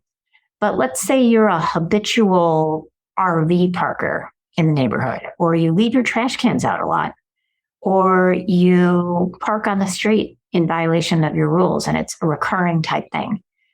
If they set the letter up right in the beginning by saying this is the violation and letting you know that anytime in the future, if you create this violation, the fines will automatically go into fine status, and you give them a notice and opportunity to be heard, which is required. before you fine them, yes, I do believe, and it's my opinion, that those violations can remain open if they're within a certain reasonable period of time. And it's the same recurring violation, and you're just like a habitual type person, that they can do that, but it has to be set up right. Okay, question 19. Can 3 of 5 board members attend a learning seminar provided by the city? Is this a violation of Arizona's open meeting law? So, of course, yes, you can attend a learning seminar, 3 of 5, which is a quorum. Yes, you can attend anything together. You can go to Starbucks together. What you can't do is wherever the 3 of you are together, you can't discuss association business. And if you are, it has to be noticed 48 hours in advance as a regular board meeting. So if you're going to the seminar provided by the city, you can sit with each other, but don't talk business about your association during the breaks or on the way home or whatever afterwards. Only less than a quorum can, discuss business outside of a properly noticed regular board meeting. Okay. Can board members ask questions and or make comments, suggestions during a board meeting before an item is voted on? Can a board member ask questions? Yes, absolutely. And this happens all the time. We've got a great cheat sheet on how board meetings run that we're going to be sharing with you. But in theory, how it's supposed to work is a board member makes a motion on something, and then someone seconds the motion, and then there's discussion, and then there's a vote. But the reality on this is it's a free-for-all at board meetings. And usually what happens is the discussion's on the front end, and then you get around to making a motion and a second, and then there might be a little bit of discussion then, and then you vote. So can board member ask questions, make comments, suggestions before an item is voted on? Absolutely. Under the law, you're required to have that discussion before the formal vote's taken. Remember, not only a board member, but also homeowners are allowed to comment after a motion, a second, and you go into the discussion period before a vote. Board members and homeowners both should be allowed to comment. So if you have, somebody on the management company or your board saying, you can't talk, that's not right. That's a violation of the law. Now, we can put time limitations so we don't get somebody who's talking for 20 minutes before we take a vote, but you have a right as a board member and as a homeowner to make a short comment or longer comment if warranted, within reason. Okay, question number 21. It looks like we're up to 26 questions now, so we're almost to the end. What happens when an owner files with the Arizona Department of Real Estate for an administrative hearing for multiple documented open meeting violations and a blatant disregard of advice from the community manager? Or what happens if they file a lawsuit in Superior Court? We have a cheat sheet that has some good information on this. It's called Enforcement of Governing Documents, and it talks a little bit about ADRE and Superior Court lawsuits. Okay, so the bottom line is, let's say somebody files for an administrative hearing. An owner files against the board for an administrative hearing showing that, they claim that the board is violating the open meeting law. Well, the board has a chance to do a response, and then there's a hearing held, usually within 3 months. And the homeowner states what they feel is their evidence that the board's violating the open meeting law. Then the board, usually the attorney for the association, will be there. We state our evidence, call witnesses, get documents into evidence. And then the judge makes a decision with the Arizona Department of Real Estate. It's an administrative law judge. They're very competent. They understand our area of the law, and we have found that to be a very positive experience. Now, if your board is, screwing up and not following the open meeting law, try to settle that with the owner and apologize or whatever, and going forward, do it right. If you are doing it right, then go to the hearing and fight it out. And let the judge say. So the bottom line is the judge is just going to issue a piece of paper that says either they were violating it or they weren't. And there's no enforcement ability. It's just a ruling that, hey, they're violating it. If you file in Superior Court, where you actually have the right for injunctive relief, the court could order the association to follow it if it's found that they aren't following it. So there's a little bit more teeth in that going to Superior Court. It's going to take longer and it's going to be more expensive in Superior Court because the process is different and the courts are more backed up than the Arizona Department of Real Estate, but the court potentially could order that be done. Okay, question 22. What about boards adopting a code of ethics? We talked a little bit about this, like a code of conduct earlier in the presentation. And what to do if a board member refuses to abide by the code, particularly supporting board decisions when the member voted against it. So, like I said earlier in the presentation, we have a cheat sheet on this. We actually have a sample code of conduct on the cheat sheet that you can adopt if your board wants to do this. A majority of the board has to approve a code of conduct. So you have to do it in an open board meeting. And if you have 5 board members, you need 3 to say, yes, we want this. If an owner violates it, you need to escalate this matter to your attorney and have the attorney contact the board member and tell them you're breaching your fiduciary responsibility. You are not abiding by the code of ethics, and here's the evidence, and stop. If they refuse to stop, you may want to look into a removal of the director from office. And there's a whole state procedure that outlines how that's done. And we have a cheat sheet that talks about that. It's our top 10 legal issues pertaining to associations. Number 6 on that top 10 cheat sheet talks about how to remove a director from office. Okay, question 23. So our president has no control of our meeting. She's not prepared. She does not want us to speak with the community. I know we cannot make decisions. The community hates our board, and on and on and on. Suggestions. Okay, sometimes you get a president that is not a good fit for the board or the community. And so we talked about this a lot today. This is maybe the 3rd or 4th time I've said this. If you've got an officer for your community that's not working out, the rest of the board can remove that officer's title and they just become a director at large. So that's an option. Get a president in there who's going to formulate a policy for your community that the homeowners are going to like better. If I don't know if you're coming to me on as a homeowner or as a board member, you can consider a removal petition for the board members or member who are not doing a good job. We just talked about that a minute ago, but things need to change. And I'm pretty sure that the board members who are serving on the board sense that they're not liked and that things aren't going well. So maybe we need a boot camp. There's a level of dysfunction here. Maybe our firm would need to come in and have a boot camp, figure out what the problems are, come up with a strategy to solve them going forward. Basically, remove the president, one option. Remove a board member from being a director at large, another option. Bring in an attorney to help with the dysfunction and problem solving. Those are 3 good tips I can give you right here, right now. Okay, question 24. Have you found it better if the homeowner comment period is at the start or end of an open meeting? For sure, the start, because a lot of people don't want to sit through the whole meeting. And sometimes they just come, they make their statement, and then they leave. And you will have homeowners that will appreciate that. Question number 25, last 2 questions. If in the 3 days before the annual meeting, the board or the management company says, hey, we don't have a quorum, and then state on the email that they're sending out that they will take a member's vote by email, email is not stated as a valid voting option according to bylaws. Is the board able to modify voting rules on the fly and not follow the bylaws? The bylaws state that the vote needs to be by secret ballot mailed in or by bringing the secret written ballot to the meeting or by oral at the meeting. Okay, so, the bylaws would control here.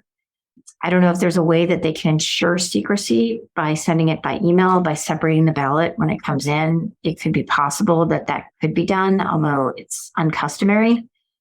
I have my antennas up with questions, but I'm not, willing to say based on these facts, no, this is totally against the law. It's problematic that the bylaws say it has to be secret ballot. And by sending it by email, you're not having the secrecy because you're going to see the email is from a person. But if it's separated and it remains its secrecy, that's one option. But they did not say that ballots could be returned by email, and that's another problem. So, I don't know. It's a question mark in my mind. I would say I wish that we weren't in this circumstance. If I were advising the board, I would say don't do it this way next year. But I would say it's possible that they might be counted. You might want to, if you have enough to get a quorum, then just mark the ones that came in by email. And if it's challenged, then we can deal with that at that point. Okay, last question for today. And I'm really happy. We still have 68 people on Zoom who hung in there for the 26 questions and many more on Facebook Live. So last question. In an HOA with 850 members, is it legal to have a limit of 10 owners to comment in the owner's comments section of an HOA board meeting? Great question. So the way that the open meeting law is written is it says that the board can limit homeowner comment to a reasonable number of persons in favor of something and a reasonable number of persons not in favor of something. Now, I don't know with 850 members how this is all going down. Some thoughts are, at first glance, I think it's okay because remember, the owner comment section at an HOA board meeting, I don't know if you're talking about like the homeowner forum at the beginning of the meeting. I mean, they have a whole meeting ahead of them.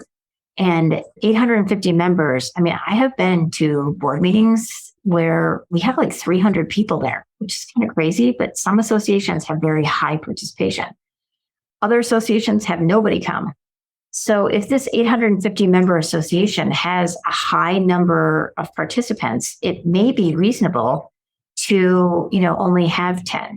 I don't know. If the board is trying to stop people from being able to talk and there's some sort of a sinister plot here, then I might have to kind of reconsider it. But I think 10 owners to comment on something in a comment section seems pretty reasonable.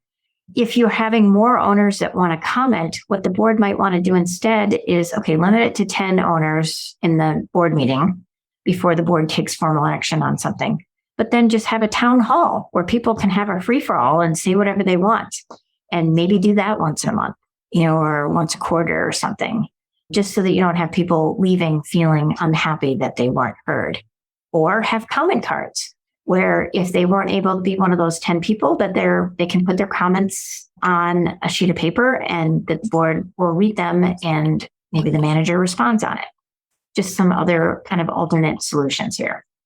Okay, that's it for today. I'm just going to make my concluding remarks. A few things to mention as we look ahead to the new year. We have many more learning opportunities coming up. I'm so happy to say that we had over 100 viewers here today just listening to this seminar. So thank you for caring about your communities. Thank you for participating in your communities, serving on your board, being a caring, interested homeowner if you're here as a homeowner. As a manager, thank you for being here too, wanting to improve your skill set and help your communities that you manage. Our next upcoming seminars are on Friday, April 7th. We have our virtual First Friday free call-in, and I'm going to be answering HOA and condo legal questions live on Zoom and Facebook Live. Additional details on how you can submit your questions and how you can tune in are listed on our website at mulcahylawfirm.com. You can put questions or submit questions to our firm for the First Friday on April 7th, starting right now through the morning of April 7th at 8:45 a.m. So if you have a question, you want to have it answered for free, don't forget about First Fridays. Also, the City of Chandler is going to be hosting an HOA Academy mini-series next month, and we're excited to be a part of it. 3 classes are going to be in person on April 5th, 13th, and 19th from 5 to 6:30 p.m. Hayden DiLorenzo from our office is going to be teaching those 3 in-person classes. And we also have, I think there's also a virtual class that might be coming up to that one too, which will have, if there is one, it will be listed on our website. For more information on the classes in the City of Chandler, you can go to the neighborhood programs with the City of Chandler. That's neighborhood.programs@chandleraz.gov. Or you can check out our website for more information. Last but not least, don't forget the 3rd Tuesday of every month, we have our virtual HOA Academy with all the different neighborhood services departments that we work with. And the next class is going to be on Tuesday, April 18th, and that's class number 4. And the topic is going to be how to handle difficult owners and also how to handle difficult boards. So if your board's not getting along, or if you have difficult owners who are making your time on the board difficult, be sure to tune in for that class because I have 26 years of experience turning around difficult owner situations, and I've got a lot of good advice for you. So thanks again for joining us today. I'm so appreciative to the many different neighborhood services departments that partner with us for these classes. Thank you so much for being our teammates with me. to provide this free education to boards, owners, and managers to make your city's HOAs and condos better. We appreciate that, and I appreciate the opportunity. I hope everybody that was here today has a wonderful Easter or Passover, and I hope to see you again next month at one of our upcoming learning opportunities. Take care, everybody. Goodbye. Don't forget, our free cheat sheets are available for download at mulcahylawfirm.com. The intent of our Zoom, Facebook Live, First Friday free call-in, videos, and podcast is to provide a forum for board members and community managers to receive answers to HOA and condo legal questions. Please note, the content in these sessions are general in nature and is not intended to and should not be relied upon or construed as legal opinion or legal advice regarding any specific issue or factual circumstance. You should directly consult with an attorney for advice regarding your individual situation.